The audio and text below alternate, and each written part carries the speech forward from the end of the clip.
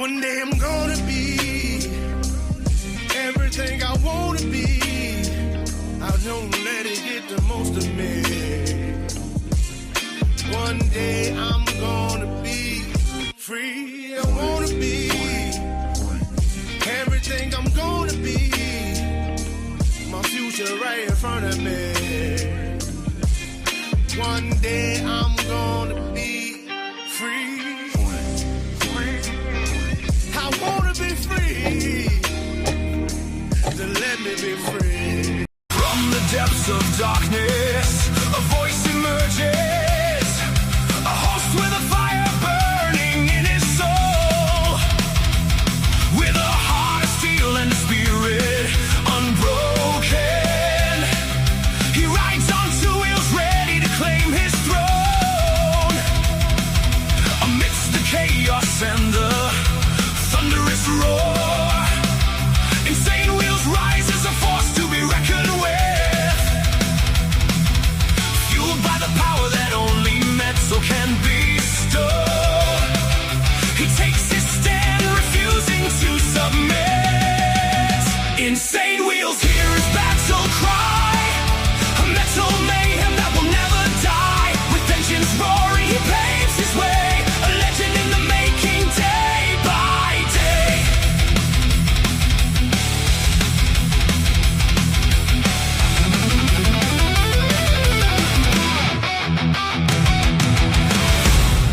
Good morning, ladies and gentlemen, and happy Felony Friday to everybody. Let's get it this morning. Great to see everyone, man. We got a lot to discuss. As always, man, it seems like every day it's just, well, as you guys see, it's just chaos. All right, so Iran strikes ships in the Strait of Hormuz, as well as Ukraine offers Black Sea truce, as well as USS Lincoln trouble. We're going to be discussing what's happening with that. And watching some crews swap out a little bit. Okay, so let's go ahead and give you guys the chronological timeline of what we're going to be discussing this morning. First, we're going to be talking about California earthquake. There was a 3.8 magnitude quake that strikes up there in Northern California. That happened yesterday, by the way. We have a few stories there, obviously, from yesterday. That's how we always kind of do it, is the lead up to current time today, right? To current time. Then we have LAPD detective and convicted rapist accused of kidnapping. Well, that's not even surprising in the aspect of somebody that is willing to go to the aspect of raping somebody. Yeah, of course they're going to be willing to kidnap. But this is an LAPD detective, and he got convicted. Holy shit. We got RFK Jr. takes questions on Trump's policies. He did that yesterday, by the way. It looks like he takes questions from reporters on Thursday, which is obviously yesterday. RFK Jr. spoke about President Trump's big, beautiful bill, vaccines, and immigration. We do, and it's actually a very quick clip there. It's only 4 minutes long. So anyways, then we have an update on the Luigi Mangione situation. He will be reportedly plead guilty in New York federal case. It says here we are learning more as Luigi Mangione is expected to plead guilty in federal court in the case of the United Healthcare CEO Brian Thompson's killing. The new report came from the New York Times this week. The Times reported the news Thursday, a day before Mangione is scheduled to make an appearance in Manhattan federal court, which is today. Unfortunately, I think the appearance starts right as we're getting off the live stream. So it's not like we're going to be able to report that for you guys today. I warned you guys about that a couple of days ago, that we're going to most likely be discussing what happened there on Monday. It says the last minute hearing fueled speculation about a possible deal with federal prosecutors to avoid a trial, which was due to start in January, by the way. All right. And then we have USS Abraham Lincoln. Sailors reportedly jumped overboard amid poor conditions. Let's go and see what it says here. Riley Cedar is a reporter at Military Times, and he is joining in with the live now this evening as concerns continue to grow over crew conditions on the USS Abraham Lincoln. This comes as Defensive Secretary Pete Hegseth recently said that conditions aboard the USS Abraham Lincoln aircraft carrier has been completely misrepresented, which we know is going to be bullshit. After some reports indicated soldiers in distress. Now, yeah, here's the thing. You can only put these carriers to work for so long before shit starts breaking down, toilets start getting clogged up. I mean, we're just talking basic humanitarian things. I hope that they keep good rations of food on board. It's a big thing to keep up on for damn sure. Obviously, then we have the update on the 3.8 magnitude earthquake that shakes Northern California. And because, there was a couple updates on that. And then we have Tropical Storm Lala forms southeast of Hawaii. Oh my God, another fucking storm. Tropical Storm Lala has formed in the Central Pacific and is moving towards the Hawaiian Islands, where heavy rain, strong winds, and dangerous surf are expected by late Friday. So that's obviously today. Then we have Ukraine reportedly offers Russia truce in Black Sea over food supply fears. Now, I'm not even going to read what the description is on that. I'm going to save that for us to learn completely about that because I don't know the intricacies of what's going on with that. We're going to find out together. Then we have Iran attacks UAE, United Arab Emirates, by the way, linked ships in the Strait of Hormuz. Now, this coming out, it's coming out only 2 hours ago, but it actually happened last night. Some of these attacks. And we actually have the latest reports that the mainstream media is not really covering, how we always go into the exact numbers of things and what's happening, timing, all of that. We have that for you guys. And then we have tracking Lala, hurricane warning issued for Hawaii. Hawaii is braced for a potential hurricane strike this weekend after Tropical Storm Lala shifted north, bringing the strengthened storm dangerously close to the Big Island. A hurricane warning is now in effect for Hawaii County, with hurricane conditions expected somewhere on the Big Island. Lala could bring heavy rain, damaging winds, and dangerous surf. Okay, so we know that aspect. All right, so quickly before we get into the craziness this morning, let's do our call to actions and we'll get right into it. Make sure you guys hit that like button, double tap that screen if you guys are on the vertical side. I very much appreciate it. And it's free to do so. You know what else is free? Is hitting that subscribe button. This is what we do Monday through Friday. And then, of course, we have members only on Saturday morning, man. Speaking of members, please consider becoming a member starting only at $4.99 a month. Making sure we're not breaking the bank out there with anybody, but check it out. This is what allows us to be on these airwaves as well as have these lights on. So thank you guys for becoming members and staying members. And then, of course, a little side note here, follow my Instagram at BallValveTV, where I post everything behind the scenes of not only my life, but as well as the show, Millennial Food Time, breaking news, as well as politics, all that great shit. It's a great way to get a hold of me one-on-one. And then, of course, we have a Discord server for all of you legends. Make sure you guys go in the video description down below. That's where you're going to find the invite link for the Discord. And last but not least, all super chats, super stickers, gifted memberships, and membership signups are, of course, all going to be presented live and shouted out onto the show. But if you guys like to skip that YouTube 30% brutal cut that they take from your hard-earned cash, denied. Well, then, of course, we have these platforms that are scrolling around at any time. You can donate to those where I get 100% of the proceeds. And, of course, we'll read out loud anything that comes our way, just like a normal super chat. All right, good morning to everybody, man. Good morning. I've got my email up. We're good. We're good to go. All right, very first coming in was Critters. Good morning to you, as well as Easy Frank. Appreciate you guys for hanging out and joining with us. We got Virginia Chaos, my man, as well as Carrie from Rob's Neighbor. Good morning. We got Gary as well as Rabbit of Chaos. Good morning to you guys. We got Richard Smith as well. Why is my, there we go. It's lagging a little bit, but that's, I don't know. It just is what it is. We got OG Steve Easy in the chat, as well as Steve Posey. Yes, sir. Good morning. We got Chasing Ghost as well. Good to see you. Let's see. Where's Naomi? Well, unfortunately, she had a little bit of a horse accident. Now she's okay, but a couple of days ago, unfortunately, she took a spill on her horse, and so she's recovering right now. To full transparency, and she told me that I could tell you guys. Actually, she told me, could you please tell them for me? Let's see. We got Sterling Wheel as well. Good morning to you. Appreciate you as always. All right, let's go ahead and pretty much get into the madness. We got a lot to discuss this morning and a lot to get through. So we're going to go ahead and start off with this California earthquake that happened yesterday, this 3.8 magnitude I did want to share this with you as we are following a little bit of breaking news after a 4.1 magnitude earthquake struck near San Francisco, California, just moments ago. These are just some images there from that area. And for more on this, I do want to bring in Gasia with our Fox 2 San Francisco team. And Gasia, you actually felt the earthquake inside your own building. Well, yeah, I mean, earthquakes, yeah, they work like that. I mean, especially in California, you're going to feel it.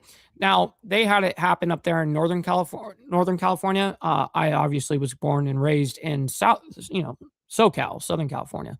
And we dealt with earthquakes all the time where we'd be in the house and all of a sudden shit just start rocking. Yeah, shit sucks. Let's see. We got 2-4 as well. Good morning, saying hi, Mike from Alberta. Shout out to Canada, by the way. We got Motobomb Virginia saying morning all. Yes, it's all going good here. And yes, damn horses are as dangerous as Harleys. Absolutely.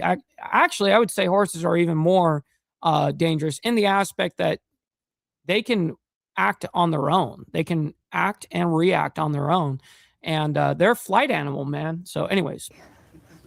Absolutely. So we're sort of right in the middle of a very busy morning newscast here at KTVU Fox 2 in the San Francisco Bay Area. I was here with the team at Fox Local San Francisco. We were sort of doing our big planning for the day so we can do sort of the local version of what you guys get to do all day long there at Live Now. And it was our producer, Megan, who first kind of looked up with that panic look in her eye. She goes, you guys, it's an earthquake. And then Carlos, another producer, and I thought, yeah, it is. Carlos and I grew up here in the Bay Area, no stranger to earthquakes. And so just to break it down, a 4.1, according to the U.S. Yeah, but you guys are geeking about something that is not a big deal. I mean, it's still a decently sized earthquake, but it's not like buildings are falling down. It's not like anybody got hurt. But GS is considered a light earthquake. It is just edged into that category because of the 4.1. If it was anything a 3.9 or below, it'd be considered minor. USG. Right, and later on, they were calling it a 4.1 originally, but it was actually a 3.8. Yes, says something along the lines of a 4.1. You'd see noticeable indoor shaking, some rattling of doors and windows, generally no structural damage. And what? Shit, what's up, Broad Reality? My man John, appreciate you for hanging out. That's what we felt here in the Fox 2 newsroom. We all sort of looked around. It felt quick because by the time we'd all sort of verbally confirmed that we were feeling an earthquake, it was over. Sometimes here in the Bay Area, and even if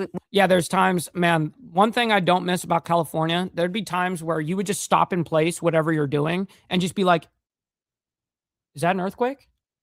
No, it's not an earthquake. And then all of a sudden you'd be like, is that an earthquake? Shit, we just went through an earthquake. You know what I mean? Like, that's how that shit goes. Anyways, we're going to move on from this. It's not the end of the world, man. That's the way California works. Anyways, LAPD detective and convicted rapist accused of kidnapping. What is going on with this shit? Says former LAPD detective and convicted rapist accused of kidnapping for robbery. What is going on with this? Let's go and figure out what is happening. Holy shit, man. Announcing the filing of felony charges arising from an incident in 1994 in the community of Thousand Oaks. In 1994, before I was even born. I was born in 95. You guys are now figuring it out? Damn.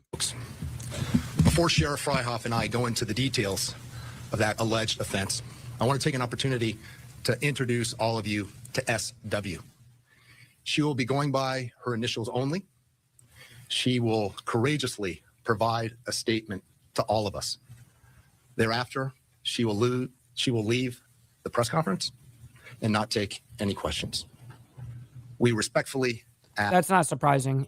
Victims usually aren't, usually not allowed to ask major questions like that. And it's pretty rare for someone to come in and actually be a victim speak out on the main stage like this at a press conference.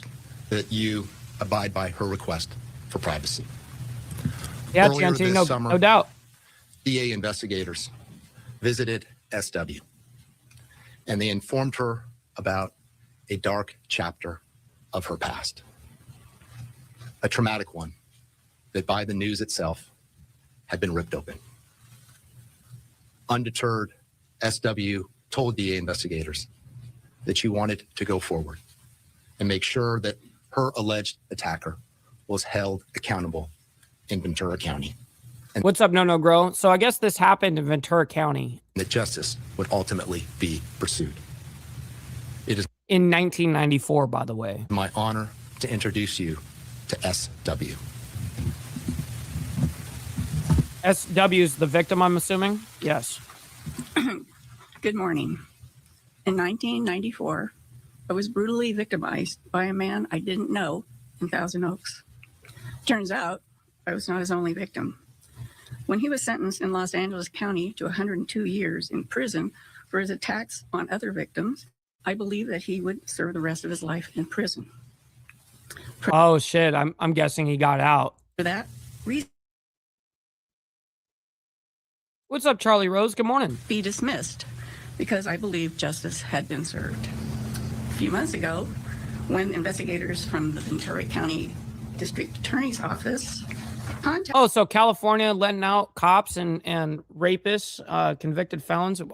That's unheard of. ...contacted me.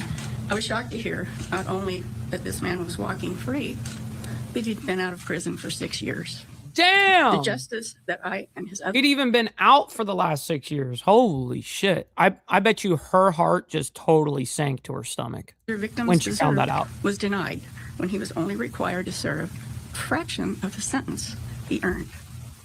I am thankful to have this opportunity to now seek justice for myself and for his other victims. I am here on behalf of other victims of sexual assault to let them know that they are not alone and that they matter. I want to thank the District Attorney's Office and the Sheriff's Crime Lab for the work on my case, and so many others. And this case shows the value in making sure that every victim's sexual assault kit is tested and that offenders... What's up, Shadow? Good morning to you, by the way. And Virginia Chaos, I got you. She are held accountable. That's hilarious. No matter how much time has passed. Thank you. Yeah, I would feel terrible. I mean, I do feel terrible for her and her position, but I'm thinking about if I were her, you know, the guy gets caught doing other acts to other women or other victims, ends up going to prison and was sentenced to 102 years. So, of course, now she's thinking, well, justice actually was served, even though it wasn't on my case and my assault, what happened here, because it sounded like it went cold for her. And so then she just kind of as soon as 102 years or, you know, she hears that sentence, she's not going to continue pushing. That was her point, is like, hey, we're going to drop that because now justice have been served. And then you find out recently that he's been out for the last 6 years. Yeah, California letting out fucking rapists and kidnappers and convicted of robbery. Former LAPD detective. This is not surprising, okay? Oh, shit! This is exactly what liberal policies do, and they allow and cater to these fucking idiots. Anyways, listen, man, it's just a sad reality. We're going to go ahead and get into RFK Jr. now, takes questions on Trump's policies. Let's go ahead and bring this up and figure out what is being discussed from RFK. I guess he talks about immigration a little bit. He talks about the big, beautiful bill, which was one of the worst bills that has ever passed through Congress. And we have vaccines. So, I mean, listen, it's not even the bill itself, what it stood for, the big, beautiful bill, originally what it stood for, like just what it actually was great. But then just like anything in Congress, you got to pork fill the shit out of it and make it to where now it went from a really, really good bill to now one of the worst in history because of the amount of, I mean, it's a funding bill. Against the concerns that federally qualified health centers expressed after the passage of the One Big Beautiful Bill and its effect on their potential to provide services. What's up, Mr. Jack Talcott? Good morning to you, as well as Mr. Steiny. Always appreciate you guys. Blessings to everyone hanging out with us. And let's get the likes up, everybody. We appreciate the likes. Double tap the screen if you're on the vertical side. Given the cuts that were included in One Big Beautiful Bill. Well, I'm not sure what changes you mean in the One Big Beautiful Bill. You know, there's talk about cuts to Medicaid, which I hear a lot about in California, but there were no. Oh shit, Virginia Chaos coming in with the 2 spot saying just say no to raping. I agree, by the way. Thank you for the $2, the 2 spot. Very much appreciate your contribution. No cuts to Medicaid in the One Big Beautiful Bill. In fact, the Congressional Budget Office. Well, I've said it many and many of times, Steve Easy. Both sides want free shit. One is just more gay about it. That's really how it is. Which an independent bipartisan agency found that under the One Big Beautiful Bill, Medicaid will be increased by 47% by 2030. And there are enrollees being cut from Medicaid, but there are people who are not entitled to Medicaid. There are people who are either undocumented aliens. It's illegal for them to get Medicaid. There are people who... I'm going to speed him up a little bit. And he's almost all... This is a very, very short little clip, by the way. It's only 4 minutes long. We're already a minute in. I'm going to speed him up a little bit. And don't worry, we don't have to deal with his voice for too long. I have $1 million homes, and it's illegal for them to get it. There are people who are being enrolled in Medicaid in multiple states. This is in the universe, in the constellation of the federal budget, $100 million. Easy, Frank. I got you, homie. Why are you gay? You are gay. Shit. This is not a lot of money. It is a lot of money for the federally qualified healthcare centers. Why? Because they have been operating on shoestrings. And they figured out they have cracked the code on how to treat Americans, how to do primary care, how to do prevention on very little money. And, I would love to be pouring money into these systems. This is the one piece of this entire puzzle that actually works. But this money is going to mean a lot to them. As I said, the biggest investment in previous times was $20 million. We're giving more than 5 times that. So $100 million, over $100 million. What the fuck? Who's she? What the fuck? He just walked away and just stepped aside like... Can you speak up? Of course. Secretary, just taking notes today about your announcement and the things you spoke about. You didn't mention anything about vaccines. I know you made a big announcement with President Trump on Monday. Are you expecting any pushback when it comes to that? And, these centers do a lot when it comes to getting people vaccinated as well. Would you like to speak on the topic of vaccines today? The president's executive order should not change the way that children are vaccinated. And, in California, the state decides what the vaccination schedule is. What we did is made a recommendation to the states. Right. That's exactly what a lot of things have been, such as the Schedule 3 on originally when they were talking about and they passed all this different stuff about bringing marijuana to Schedule 3 instead of Schedule 1. That's merely a suggestion, actually. It was up to, I don't know if it's the whatever people that I think it's the states, essentially. It's a suggestion that it should be brought down, not, hey, it was brought down immediately. It wasn't. And so it sounds kind of similar in the aspect of that. Not a vaccination schedule. It is science. So they're just recommending that it should be less than what it is now, 72 compared to the European standard of 11. Right? And that we believe is going to be more effective. That is going to inspire public trust more than I had 3 vaccines when I was a kid and I was fully compliant. My children got 94 doses of 17 vaccines. And wow. We get more now in this country than anybody in the world. Yes, we do. That objectively, that is correct. Our current mandate is 72. And the rest of the European standard, like I said, is 11. So that tells you the difference.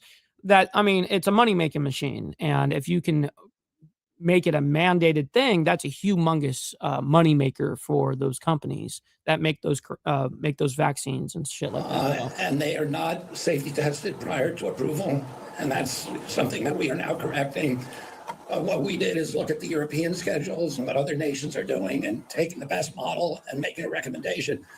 But it's ultimately up to the state to adopt it. Correct. Yep.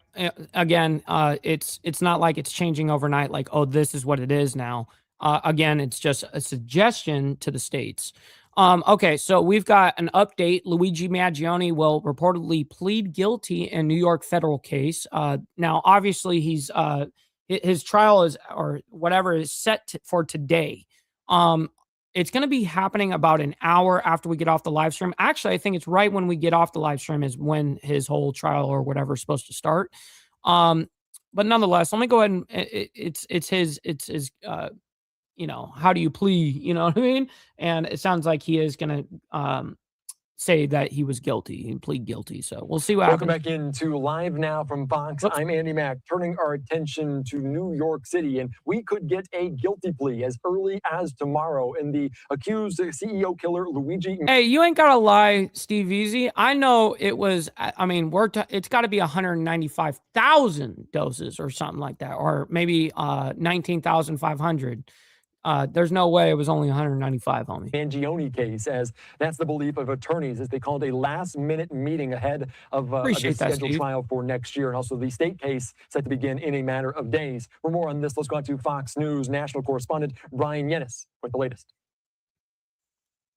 A new twist in the federal trial of Luigi Mangione. Both Mangione's lawyers and prosecutors asking the judge for a... If I had to guess, I think that he would end up probably going on the Italian side. If I had to totally guess, because it's New York, that's what I would assume. Last-minute conference Friday morning with the New York Times reporting he will take a federal plea deal. That could throw a wrench in his state murder trial because of double jeopardy laws that bar the state from prosecuting someone already convicted of federal crimes for the same conduct. If it happens, we're going to have a lot of legal discussion about whether or not the state can move forward. Mangione is facing 2 federal interstate stalking charges resulting in Brian Thompson's death. In January, the judge dismissed federal murder and weapons charges, which took the death penalty off the table. Do you remember that this motherfucker jams up on him too, and he had to sit there and try to clear out the round after, like, I can't remember if he got the original one off, and then the second one went to go or something like that, and it jammed up, and he's sitting there messing with it because it's like a cheapy 3D printed gun or some shit. He still faces a maximum of life in prison. State prosecutors have said, we want the federal judge to realize that what they're about to do may extinguish our case. So that sentence may be the only sentence, and we want it to be a long one. The state is charging... What's up, brother GEG? Good morning. Mangione with murder, which could get him 25 years to life. That trial's set to begin next month, while the federal trial won't start until January. What is in it for the feds? Why would they cut this deal when all they have to do is sit back, let the state case play out? They'll learn everything they can about how he's going to use his defense. If Mangione does plead guilty, a legal fight will... Yeah, no kidding. He had to wait until the guy was walking away from him completely, where he didn't even know that he was about to die. You know, it would have been one thing, especially because of what his whole reasoning behind it would be. I would think that, yeah, if you want to do it, you're going to look me dead in the eyes, and you're going to know exactly who did this to you, kind of thing. And unfortunately, you're right about that. It was a very, very big pussy move. Likely play out over whether New York's case can move forward. In New York, Brian Yennis, Fox News. All right, thank you so much. And that's a big development out of New York in terms of this case. And as we're talking about yesterday, what this would mean for the state case and also the federal case in what's going on with Luigi Mangione. So this meeting was scheduled for Friday. Some reports yesterday speculating about a potential plea deal. Today, some more information, some new, more credible reporting on exactly what we could see tomorrow. And the accused United Healthcare CEO assassin Luigi Mangione. Well, the more that he's on the media, the more we're catering to what he wants.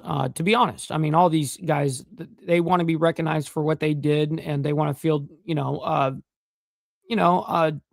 vindicated for doing what they're doing. Like, oh, it's paying off, kind of thing. All right, I don't know who this Michael Ruiz is, but let's see. There's an update on this. I want to hear what it is. Reporting coming in from our Fox News digital team. Michael Ruiz talking about a senior Justice Department source telling Fox News that there's no deal between the DOJ and Luigi Mangione. However, he could still plead guilty. That open plea, which would be for today. That's this morning is supposed to be happening into the afternoon. Nima was talking about in court tomorrow without a deal. There's also a strategic reason to do so. Paul Morrow saying, first of all, he gets to serve his time in federal prison where conditions are better. He's hoping that the New York state double jeopardy law will knock out the state case now, and all he ever has is the federal case. But that is no guarantee. Manhattan prosecutors back in July, when conversations about a plea deal, asked the federal judge not to accept the deal if it would defeat a just outcome in the state prosecution. The state is, at the time, asserted... Yo, brother Pitbull from across the pond over there in the UK. Always appreciate you. Hopefully you're enjoying your morning as well. Primary jurisdiction, arguing that Mangione was arrested on New York charges first before there was a federal case. So it's certainly a big gamble from the defense of Luigi Mangione trying. Yeah, they're going to try everything they can to, I mean, we'll see what happens there. But we'll see. It's going to be pretty hard for him to say not guilty on that. So anyways, we got USS Abraham Lincoln sailors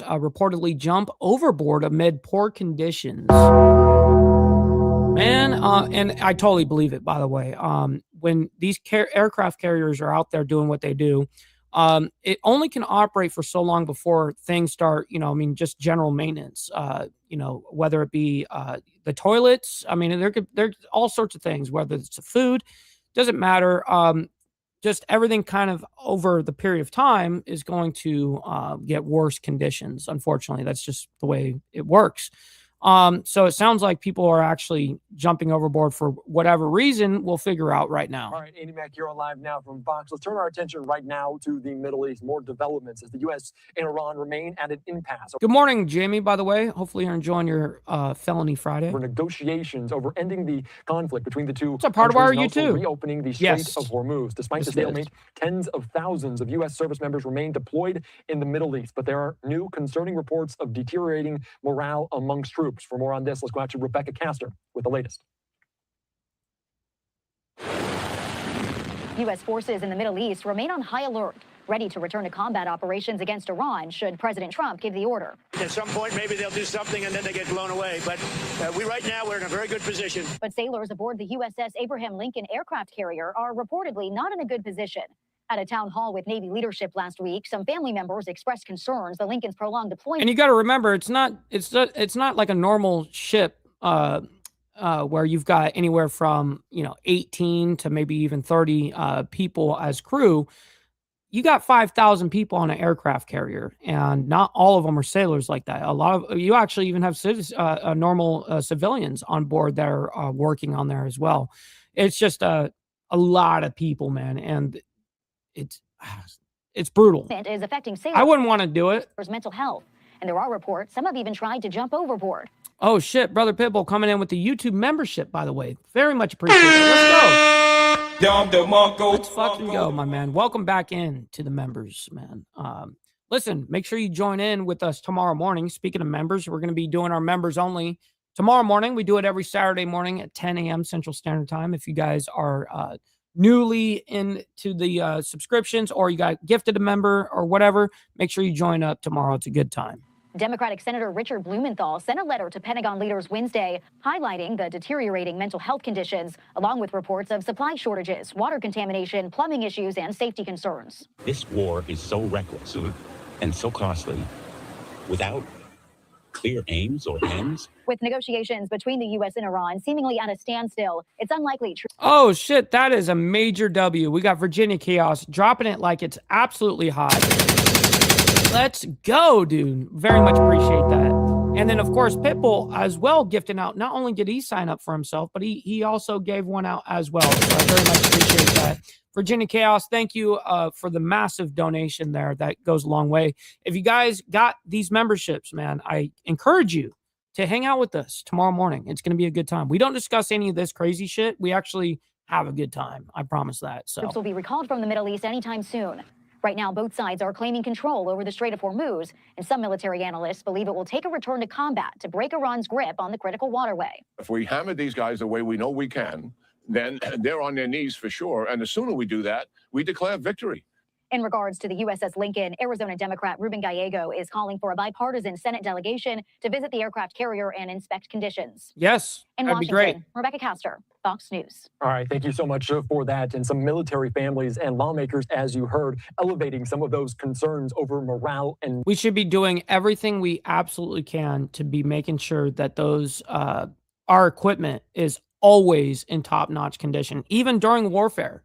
That we're watching things get maintained and conditions being kept the same always. But unfortunately, that's not real life. So when this stuff starts happening, I agree that inspection should happen. Mental health as sailors abroad on the USS Abraham Lincoln potentially jumping overboard, according to reports. And we do want to talk about that more here on Live Now from Fox, as they have been deployed even beyond the beginning of Operation Epic Fury. Some 250 days at sea, the USS Abraham Lincoln has been. According to the Military Times, multiple sailors aboard the USS Abraham Lincoln, they've attempted to go overboard as the carrier's deployment stretches into its 9 months, as Lincoln's roughly 5,000 sailors and Marines remain on deployment that began back in November of 2025. Let's be joined right now here by Riley Cedar of the... And real quick before we bring him on, yes, just like Steve Easy says, double tap that screen, give a like for Mike. That's a fact, Jack. Let's get the likes up, everybody. You don't have to like all the craziness that's happening, but you guys can help me help you. You know what I mean? So I very much appreciate it. Military times. Riley, thank you so much for joining us. And when you hear that report that multiple sailors trying to jump overboard, you obviously striking concern about it. What more can you tell us about what's going on, the morale on the USS Abraham Lincoln? Yeah, I mean, thanks for having me, first of all. I mean, my amazing colleague, Natalie Oliverio, spoke to the wife of a sailor who's currently on the USS Abraham Lincoln, who attempted to jump overboard. She also spoke to the sailor, the wife of another sailor aboard the Lincoln, who said he'd also witnessed another sailor attempt to jump. So, by the way, this guy is from the Military Times. Okay, so overboard. He is an interesting character, I can tell you already. Just the look alone, interesting. That sailor was intercepted by crew members before they could jump. But, this is an extended deployment for the Lincoln. Like you said, it's over 250 days. And that's over 200 days. Yeah, that's stretching yourself thin with those kind of things. You have to swap out these aircraft carriers. You need to be able to do that so that you can actually maintain your equipment, your conditions can be brought back up. All of these things. Between port calls, the first port call was in December in Guam, and the last. The biggest worry in warfare on a aircraft carrier in general is exhaustion. Actually, that's we got to make sure that these guys are relieved properly, and we got to make sure they're getting enough rest. All sorts of shit. Was in July in Oman. That's over 200 days between port calls. That might actually be a record. I reached out to the Navy for confirmation, but that's just a lot of time that you're seeing sailors not see land. And, we don't know specifically what's going on. We don't know the reason. We don't know that specifically. But regardless, sailors have been out there a long time, and there's definitely concern about the mental health, the mental stress, especially when they're dealing with nonstop combat operations. Yes, absolutely. I agree with Riley. Feel for those families of service members, of sailors out there spending so much time in a major conflict in the Middle East. What more can you tell us about what those military families said? What do they want the military, the Navy to do about it? Yeah, definitely. Well, last week, families did speak with Acting Navy Secretary Hung Kao, and it was a contentious, spirited meeting where they did, in fact, express a lot of concerns over the well-being of their families. That included mental health, that included potential food and water shortages, subpar mail service, exhausting work days.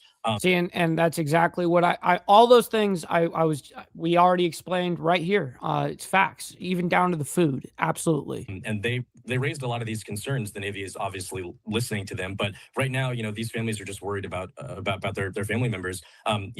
My colleague Natalie also spoke to the children of two service members, and they said they're having trouble connecting with their parents, and that when they do finally get a hold of their parents, they're worried, they're down. Again, this has just been a long deployment, but it's just unclear right now.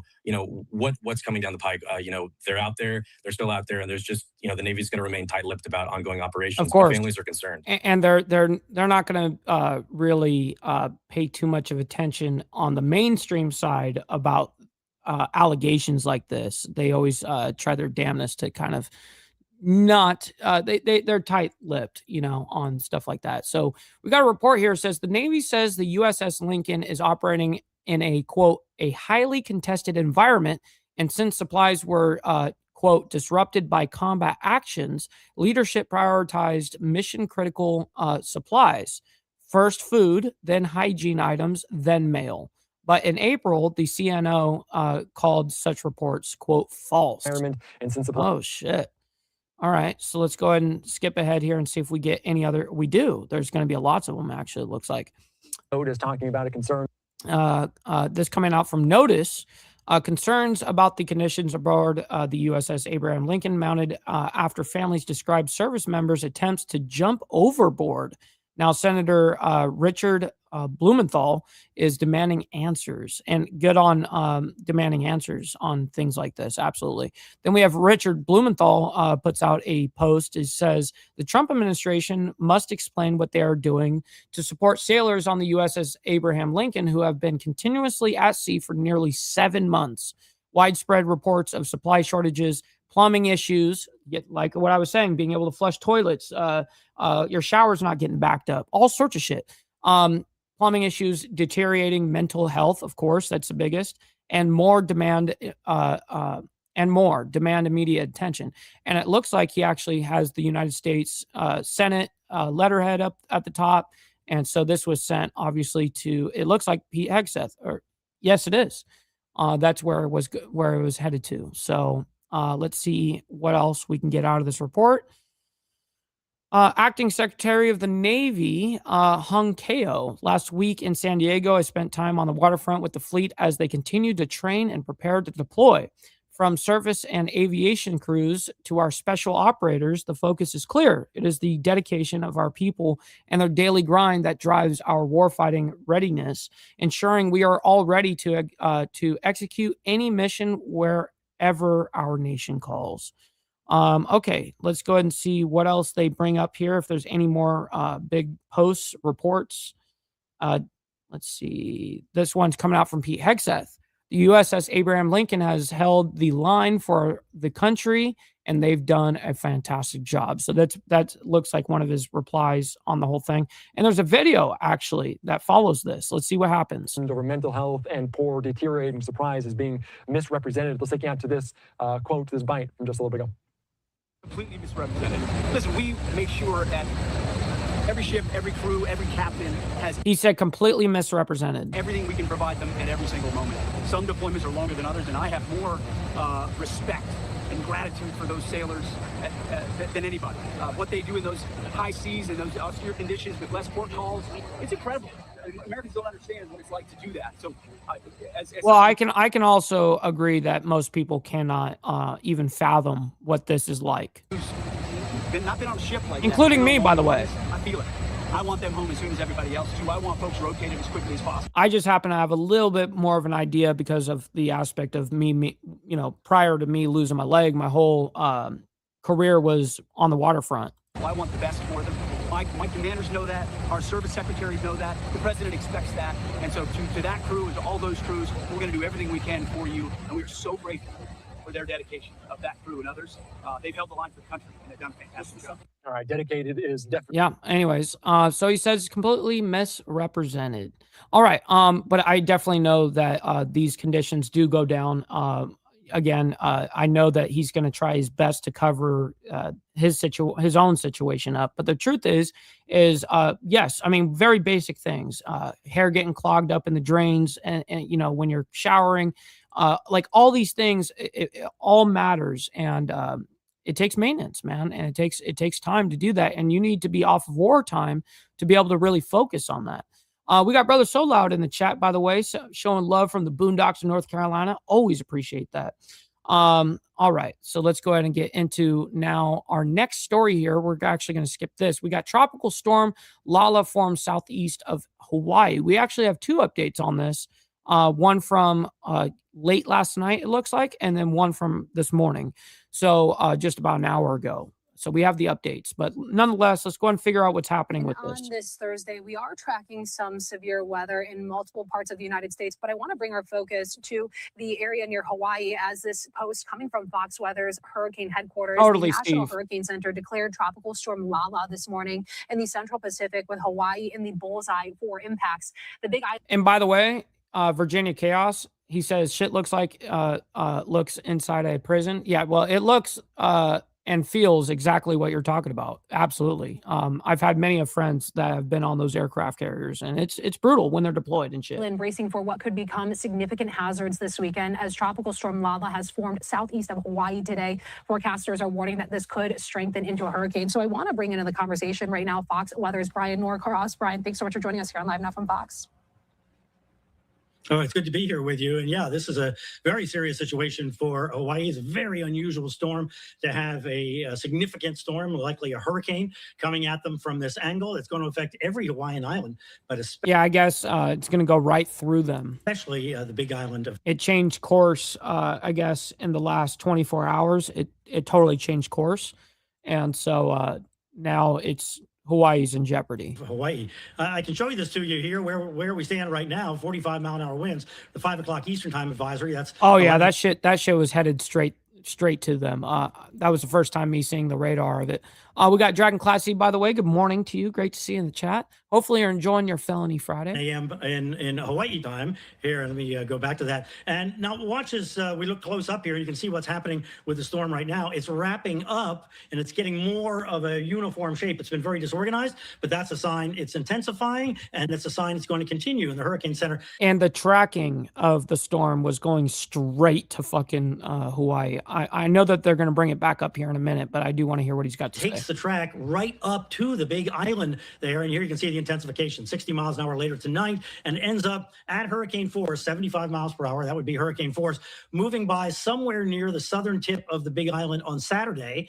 The thing is that the circulation around it is like this. And it's going to actually start affecting tonight in Hawaii. That's why we're covering it right now. If we have anybody that's listening from Hawaii, obviously you probably are well aware of all of this already, but I think that it's good that we caught it beforehand. And so it's going to be happening. Get prepared for shit happening late tonight, going into tomorrow. So the worst of the hurricane is to the right side of the track, which is the north side of the track, which is right against the big island. So big concerns here for Saturday, and then spreading up the island chain. We're very confident about this because look at the models. They go right in that direction, and they have reliably done that here the last few days. It's been amazing to see them be so reliable. It's over warm water. That gives it the energy. And in fact, the water is unusually warm. Yeah, and that actually fuels the storm. Okay, so let's go ahead and see if we get any other like radar images. It looks like we get a little bit of something here. It looks like he's drawing or something. Let's go ahead and hear what he's got to say about while looking at the map. So you see it. I'm sorry about that. If it came in there like that, then what would happen is the center would get disrupted here and probably reform somewhere, maybe here, and it gets very unpredictable. But the thing is, if the center comes south of the island, as is predicted like this, that puts the worst of it into the islands like that. So a track just to the south. You're actually better off for the eye to go through you than you are to be on the outskirts of it, of course. Is actually worse for the islands than if it goes right over those mountains and gets disrupted, right over the big mountains on the island, on Hawaii Island. So that's what we're, I don't know, we're not hoping any of this is going to happen, but it looks like the odds favor it coming very close to the southern tip of Hawaii Island in terms of the center, with the worst of it in a corridor up here, something like this. Damn. All right. Let's get into this next story, though. Ukraine reportedly offers Russia truce in Black Sea over food supply fears. All right. Let's go ahead and figure out what is going on with this together here. But quickly, I think everybody needs to embrace their fuck ups. Don't beat yourself up over past mistakes. You are going to fuck up again in the future, quite possibly in a most spectacular fashion. Why worry about yesterday's fuck ups when you have tomorrow's fuck ups to look forward to? You are a fuck up, and fucking up is part of your growth process. Embrace the process. We shall always embrace the process. Here at Insane Wheels, of course we do. All right, let's go ahead and bring up this story now, and let's figure out what's happening together. Okay, you're watching live now. I'm Austin Westfall. Let's bring in retired Marine Intelligence Officer, National Security Analyst, and the host of the Strat podcast, Hal Kemper. He's here with me to discuss the latest on the Russia-Ukraine war. Hal, a lot of headlines that have been making it across the news wires and across our plate in recent days. I want to start with Poland. A Russian plan to kill a Ukrainian citizen, a Ukrainian-American citizen in Warsaw was thwarted by Poland before it could be carried out. That's according to Polish Prime Minister Donald Tusk. Interesting. I didn't know that. Tusk said it was the first time that someone on the order of Russia had sought to attack a U.S. citizen on the territory of another NATO country. Hal, when you saw a headline like this come across, what was your immediate reaction? Well, my reaction was obviously I was very sorry to see something like that come out. But the big thing was this reinforces something that all the European leaders have been saying for some time, particularly in Poland, particularly in Germany. They've been talking about this increase in hybrid warfare, these what we call gray zone activities. And we saw that thing, a week and a half ago, where a drone. Shit, I will give you that sandwich right after we get the top off on this. Just luckily didn't cause a major catastrophic event at a German airport. It was a hovering drone that a bus driver literally got out, and from what I'm told, he kicked it as it was hovering off the ground, and it crashed. And fortunately, it didn't explode.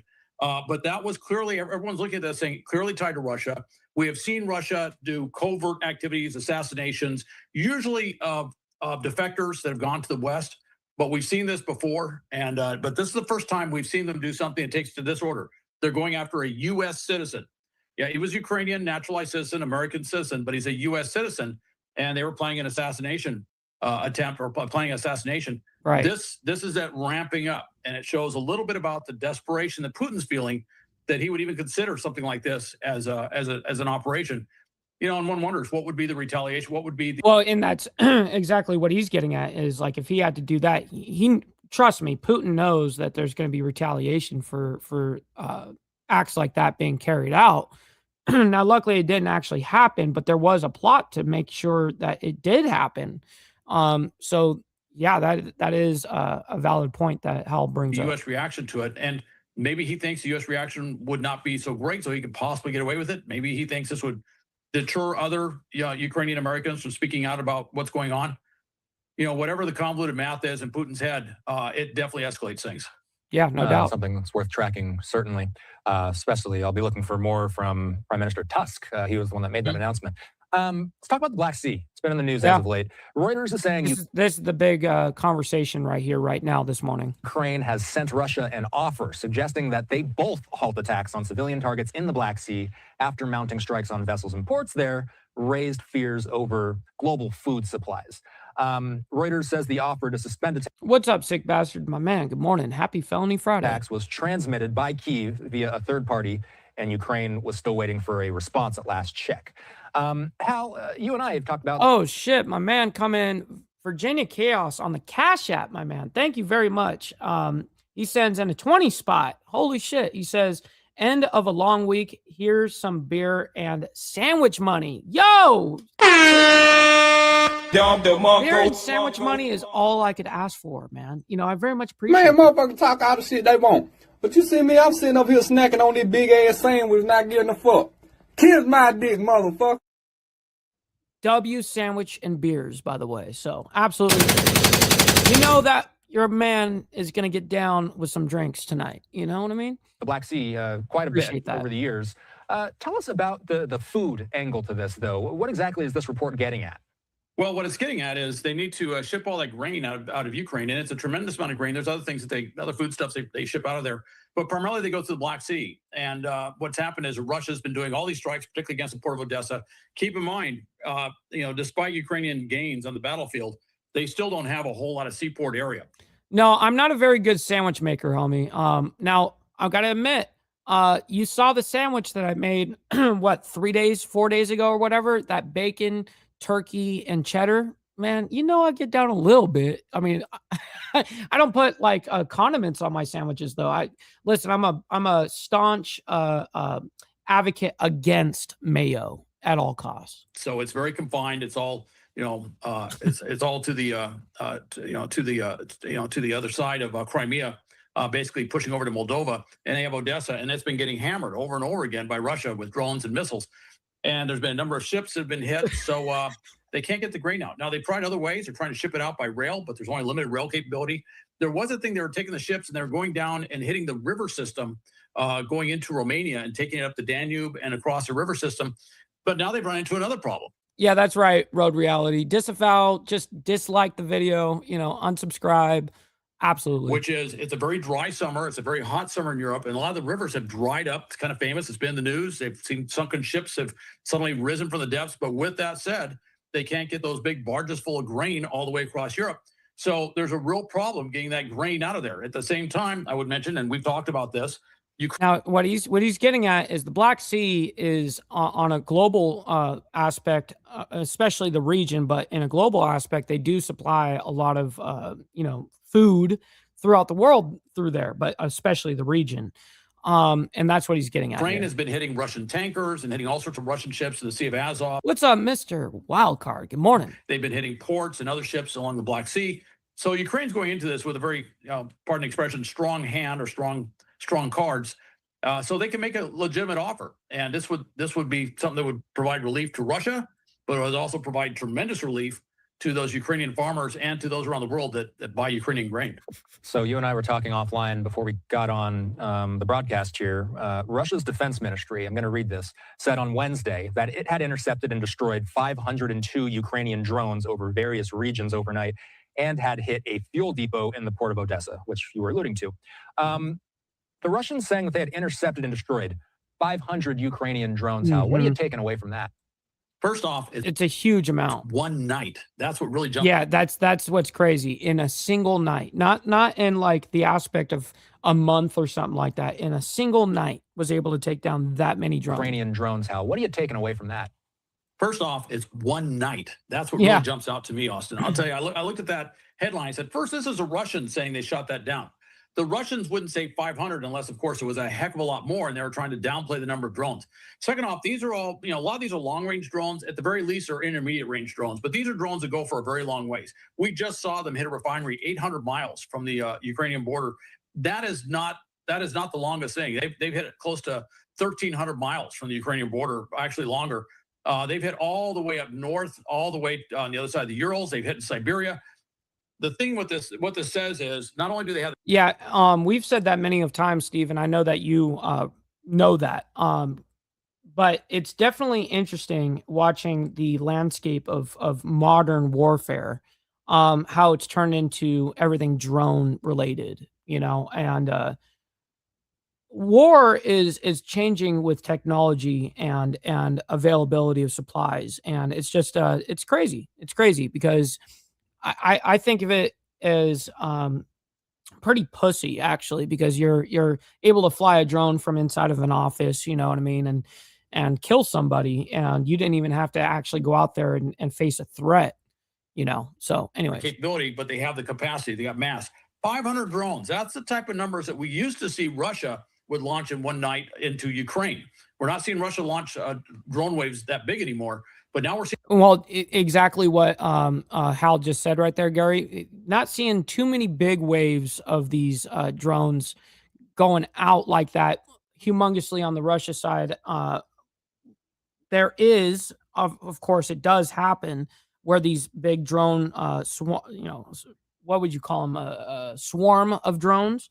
It does happen, but this particular instance was a big Ukrainian drone strike, and I don't know how many was used. If they shot down over 500, they probably, I would assume, maybe even used like 700, 800 of them.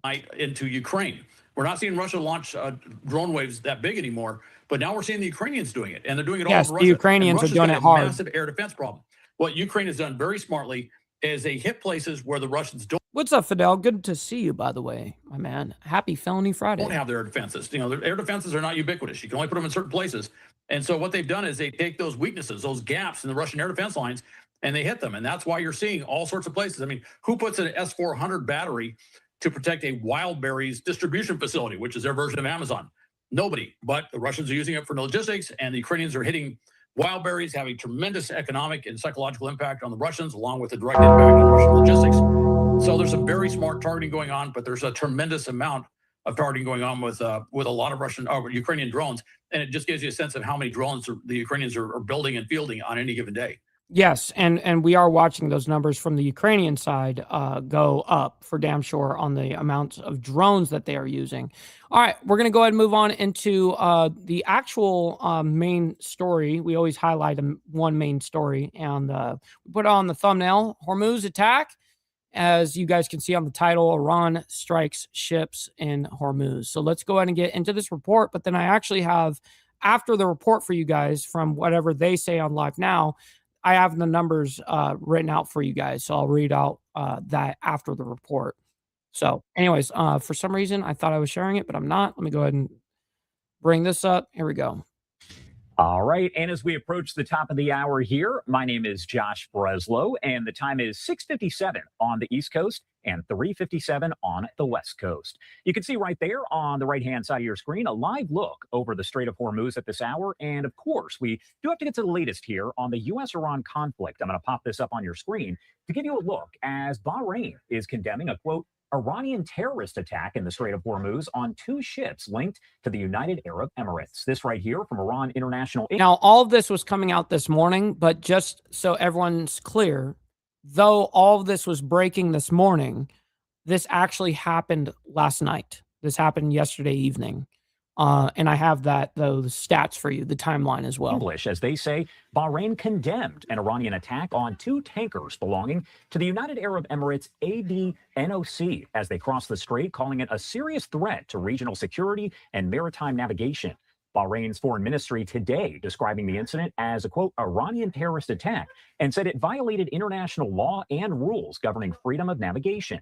The ministry expressed full solidarity with the UAE and said It supported measures taken by Abu Dhabi to protect its security and its vital interests. And again, as we take a live look over the Strait of Hormuz coming in from marine traffic here, the U.S. says it could maintain a naval blockade of Iran indefinitely and would ratchet up economic pressure on Iran as ceasefire talks have seemingly And I really hope that it's not indefinitely. You know what I mean? But that's the threat, though. We're willing to stay here forever if it takes that. And it's like, man. Called overall.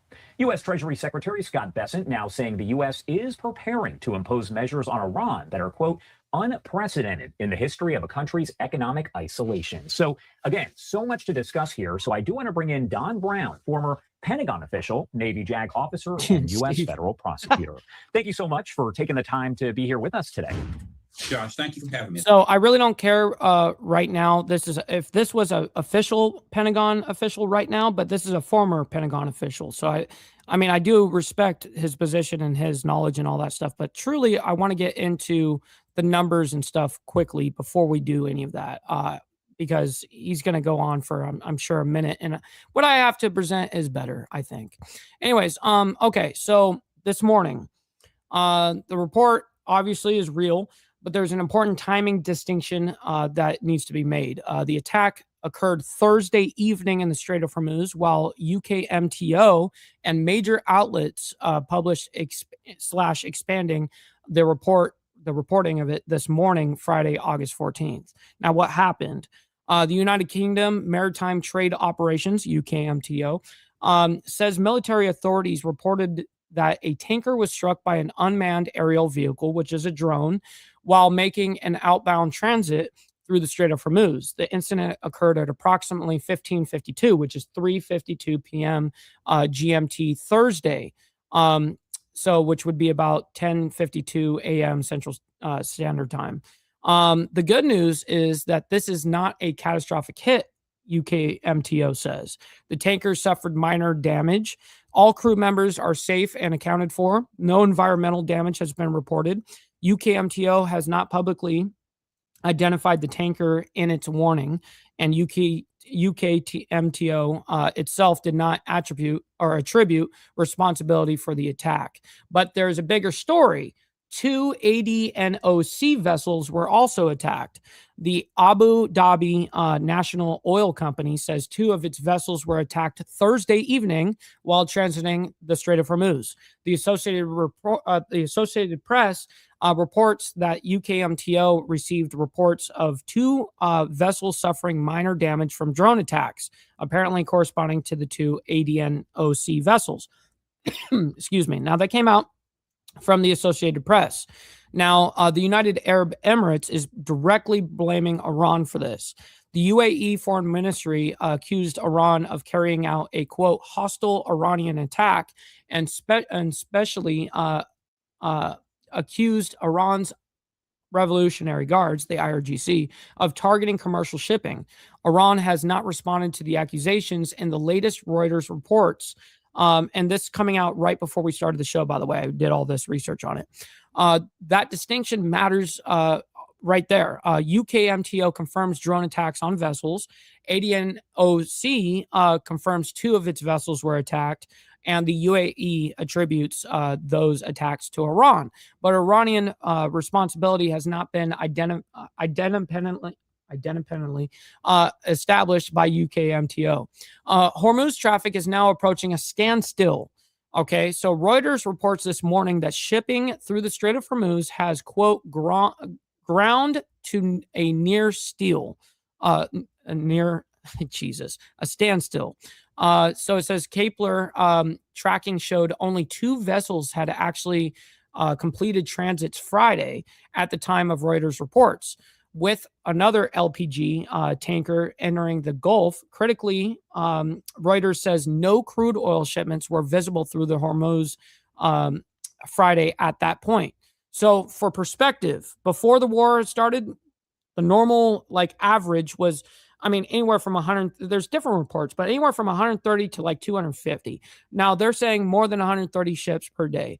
Now, what was yesterday's movement? You know, I mean, Trump was saying that we control the strait and everything's kind of open, right? Well, Thursday's transits were 9 vessels. So Compare that to 130 on, on a minimum side before the war. Now we're seeing 9 vessels. We saw for the past couple of weeks, actually the last month or so, actually maybe 3 weeks. Nonetheless, we've been seeing about 20 ships go in and out of the strait, being kind of escorted, doing what the original Operation Freedom was, which is where we go into the strait with our warships and then we actually escort them out. But because we have total control over the skies right now on their side of the blockade, meaning the IRGC side, the IRGC is not able to really enforce their blockade aside from drones and from missiles from mainland. They're not really able to use their mosquito fleet. Their mosquito fleet is kind of unusable right now because as soon as they come out, they're targeted and blown up. So anyways, so it says Friday so far, only a handful with just 2 completed transits in Reuters' last count is how many ships have moved today. Some ships may be moving with their AIS transponder switched off, which of course that is happening. So the tracking data isn't necessarily exhaustive, which is coming out from Reuters. Why this attack matters. This isn't occurring in isolation. The UAE says this is the second attack involving ADNOC vessels in less than a week. Iran's Revolutionary Guards have previously threatened vessels associated with Tehran's adversaries or vessels that Iran says that are not complying with its directives. So at the same time, the United States says it can maintain its naval blockade on Iran indefinitely, while Iran is refusing to fully reopen the Strait of Hormuz until it demands, including sanctions relief and release of frozen assets, are met. An Iranian parliamentary committee also approved a plan Thursday that would prohibit transit by U.S., Israeli, and other designated hostile assets and equipment. So anyways, I just wanted to get that off real quick. And now this morning, we have the latest update on the whole tracking the hurricane that's going on. So quickly, we got Steve Easy coming in with the dollar dues for overtime. Very much appreciate that. Sends in 2 spot. Oops, that was the wrong button. And get the likes up. Appreciate you guys. And thank you very much for the OT pay. Absolutely. We got Virginia Chaos letting everyone know it is overtime. All right, let's go ahead and get into this quickly, and we will make sure. Here on Live Now from Fox, we continue to track everything related to Lala. Now, of course, this is over in the Pacific. I want to pop this up on your screen coming in from Fox Weather, and it gives you a look at the track of Tropical Storm Lala. Now, of course, we know that Hawaii is expected to be heavily impacted by this. I want to bring in Katie Byrne. She is live for us over there right now. She is following all of the latest on the ground. And Katie, I know this is going to be huge. Hawaii on alert there as the storm is approaching. Josh, it's a pretty rare situation for Hawaii. And here it's getting closer to 4 o'clock in the morning. So a little earlier, a lot of people still sleeping. But once they wake up, today is really the last day they have to really prepare for these impacts. We already have hurricane warnings south of us on the Big Island, which are actually the first warnings to be issued on Hawaii since 2020. So it's been a long time. The Big Island is expected to feel those first impacts. And Lala appears to be slowing down with conditions expected to peak there on Saturday. Yeah, I guess it's all happening right now, huh, Gary? I wonder if it's on my side yet that they show it. Yes, they do show it. I have it for you guys. All right, good call out, by the way, Gary. Thank you for that.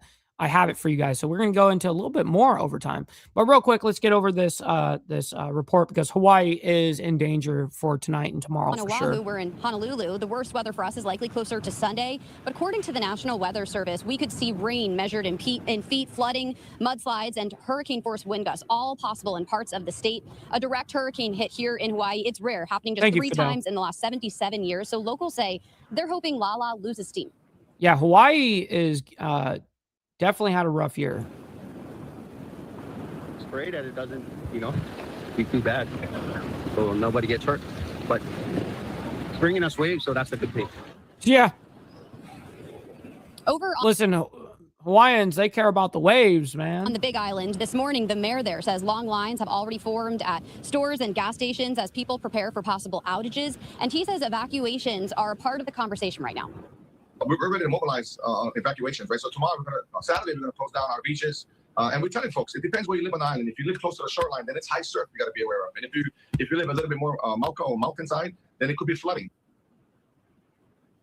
Yeah, some important notes that he makes about the topography here and how people who live in different parts of the islands could feel different impacts. He also pointed out some logistical challenges in terms of responding to the big island. There's no interstate Shit, what's up, Go Fast? It's been a minute. Great to see you in the chat, man. Happy Felony Friday. there, so any supplies that they could possibly need would need to come by air or sea, either from other islands or the mainland. Josh. And Katie, I wanted to ask, because it is only 4 o'clock in the morning there, still very, very early, but are you seeing anyone out there at the beach? Are people evacuating overall? What are you seeing there behind you? Again, I know it's 4 o'clock in the morning. Where is there to evacuate? You're on a fucking island. You don't really have a way to evacuate. I mean, you can just, maybe get off the beach's edge or something, but you don't really have places to run to.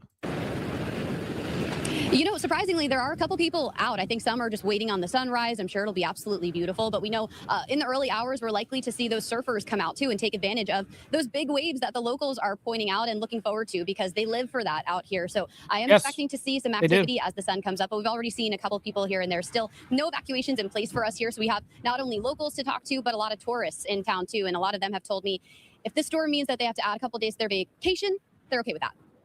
I can imagine as much, and it looks like you almost got hit by a wave there. Katie Byrne, thank you so much for taking the time to join us.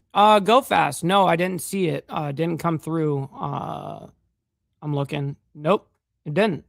I just wanted to make sure. So yeah, I didn't see it. Didn't come through. But right on, my man. Awesome. All right, let's go ahead and get into this next story, though. This is all breaking right now.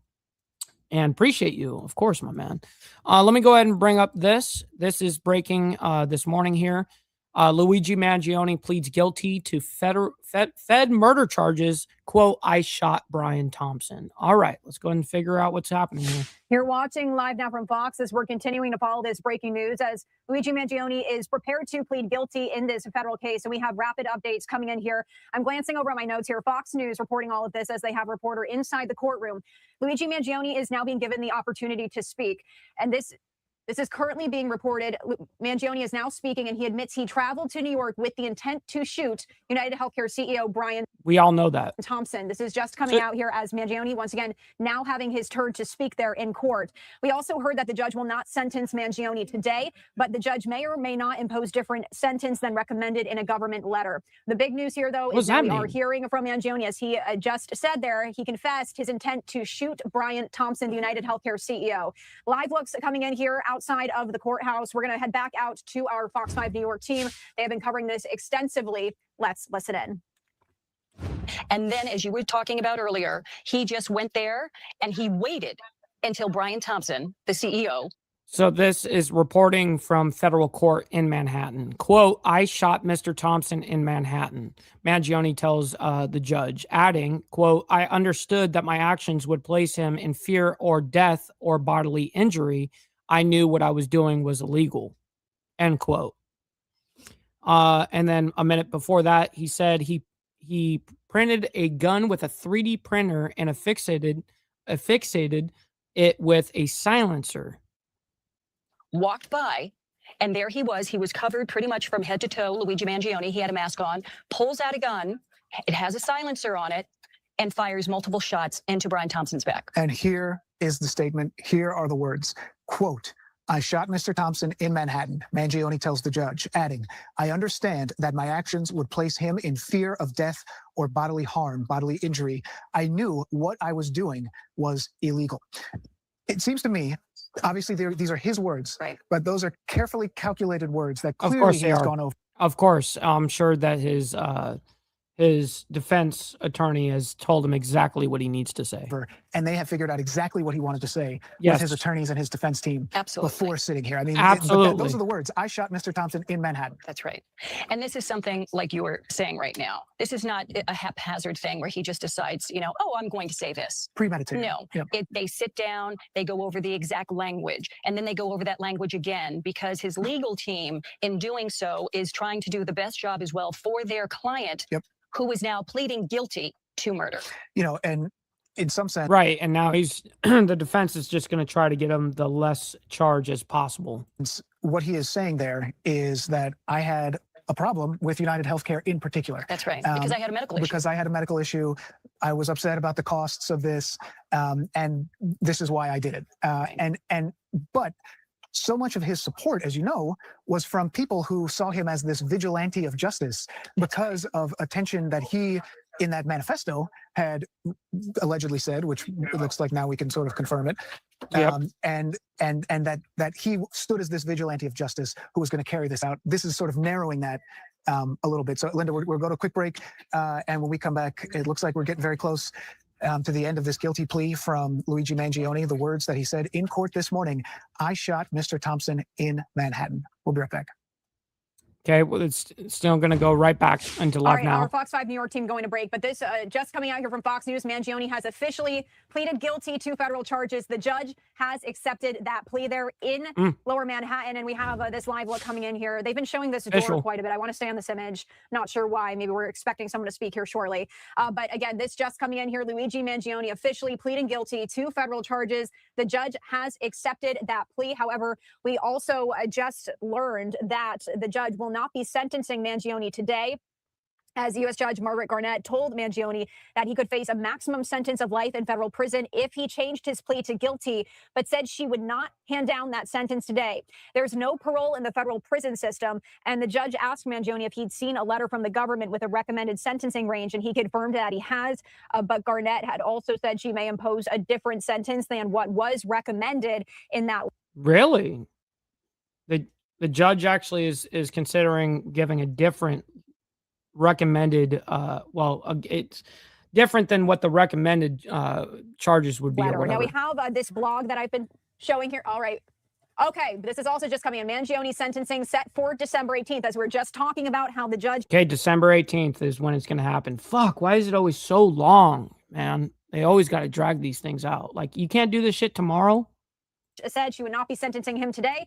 Now we are getting that date for December 18th. I want to pop up How about this next week? Live feed that we have coming in here. This is our Fox News feed that we've been sharing here with you. All these live updates that are coming in. Let's just recap. If you are just joining us for this breaking news, Luigi Mangione has officially pleaded guilty to federal charges. This is all in connection to the killing of United Healthcare CEO Brian Thompson. Fox News recapping all of this. As they say, the 28-year-old accused assassin Luigi Mangione pleaded guilty to federal stalking charges in a Manhattan courthouse this morning. So that's totally common in big situations like this. They go off the beaten path. Now what happens if they give like the guy like, yeah, we're recommended by the state and on the federal level to give you 35 years, but I'm going to only give you 3 years because I think what you did was okay. You know what I mean? Like, that's crazy. Really capping off this whirlwind week with uncertain consequences for his state-level murder trial. It'll probably be more, but I'm just saying that there's a possibility that it could be less. Again, scheduled to begin on September 8th. So unclear, really, what that could mean for that. And we're going to see here if this attorney that is on Fox 5 New York is going to be able to speak specifically to that. Our Fox 5 team is back. However, we are just seeing a lot happening there outside of the courthouse. So with this shot in particular, we're going to hang on this shot for just a moment here. I'm just monitoring all the live feeds that are just coming in here as we continue to read the latest. Yeah, there's a lot of shit going on with this whole thing. Let's see here. Who's coming out from here? That door. Someone's getting interviewed here. We head back to their live coverage. Yeah, I've been following those updates from inside the courtroom. Thought it was. It's a reporter. And as you mentioned, of course, most reporters are not even in the courtroom. A lot of them are outside, and the reporters inside, they don't have their cell phones. So we are getting information from the journalists inside, and then it's essentially being funneled outside. There is a long media row. I'm at the end of one of the media rows. Right over my shoulder here, another media row. All eyes on federal court in Manhattan today. It was 11 o'clock. Yeah, I haven't heard any of those charges yet, though. I've been waiting for them to particularly use the word stalking, but I haven't heard that yet. Let me see if I read anything here. It says Luigi Mangione has officially pleaded guilty to federal murder charges in the killing of United Healthcare CEO Brian Thompson. Mangione was charged with 2 federal stalking counts, there it is, and faces a maximum penalty of life in prison. He is set to be sentenced on December 18th. There it is. So yeah, he does have 2 federal stalking counts on top of it. So scheduled hearing, and it was scheduled because we expected Mangione to change his plea to guilty, and now we've heard him say, yes, I killed Brian Thompson. Those updates were coming here to us as we've been getting that information. I've been getting it via my cell phone, Fox News giving us information, of course, our mothership, and also we're watching the reporting that's happening in real time, Dan. And so it is both an advantage and a challenge when we think about the technology we have to be able to report today outside the courtroom, because we can bring you that information almost in real time, and everything is so crucial and important, Dan, because you hit it exactly. There is so much public interest. We have a lot of onlookers here outside the courtroom, people with cell phones taking photos, taking videos. They've come here to catch a glimpse, essentially, of anything. We did not see Mangione, as you could probably imagine, outside the perimeter here, but we know it was right after 11 that he appeared in court. We know that he then delivered a statement, and we know that before that, his lead attorney essentially did indicate to the court that he would be changing his plea. So the big situation now revolves around that state case. I have a legal expert just feet away from me because we're going to be bringing him in for the new broadcast, Dan, but I was debriefing with him, and what he's basically said is, because as we've been talking about, Dan, you've been talking about it with Linda there in the newsroom, this is a big deal for that state case because now he has said, look, I'm guilty, I did this. So essentially it could mean under double jeopardy here in New York that state case becomes no more. He was actually scheduled to start the state trial in September. I thought it was like January or something. The federal trial was scheduled for January. So now a lot of okay. questions about what happens next. This is a huge turn in a major case, a story that has really taken not only local, national, but also international interest. So many people have been weighing in on Mangione, his possible motives online. And so we can imagine now that we're going to see that current electrify because, again, there is so much public interest in this, Dan. Yeah, that's from crazy. Antifa showing up to Sturgis. I don't know why that fucking automatically played like that. Anyways, listen, I can't thank each and every single one of you guys enough for allowing me to do this Monday through Friday. And of course, members only on Saturday morning. If you guys got gifted a membership or you guys signed up to be a member yourself, make sure you tune into those memberships, those members only live streams. They're a great time. We actually have a good time. We're not discussing all the craziness. We discuss different types of fucking crazy, I guess. So listen, much love, honor, respect to everybody. We all appreciate, I appreciate all of you guys. What kind of 3D printer was used? Unfortunately, it didn't say that, but he did admit that he made it himself and 3D printed it. So anyways, we'll see you guys tomorrow morning for the members only. And of course, for more of the World's Madness, we'll continue on Monday morning. We have our one day off on Sunday. So anyways, much love, honor, respect. God bless everyone. We'll see you guys very soon and be safe out there. From the depths of darkness,